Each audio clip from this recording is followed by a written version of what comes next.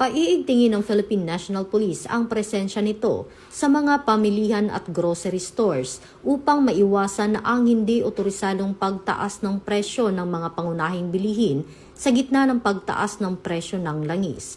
Ayon kay Chief PNP, Police General Jose Melencio C. Nartatis Jr., inatasan na ang lahat ng unit ng pulisya sa buong bansa na bantayan ang mga tindahan at siguraduhing walang negosyante o retailer ang pagsasamantala sa sitwasyon sa pamamagitan ng overpricing.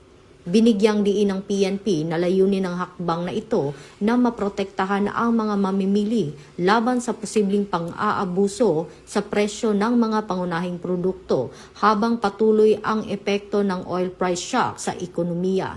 Ito ang bagong PNP para sa bagong Pilipinas, serbisyong mabilis, tapat at nararamdaman.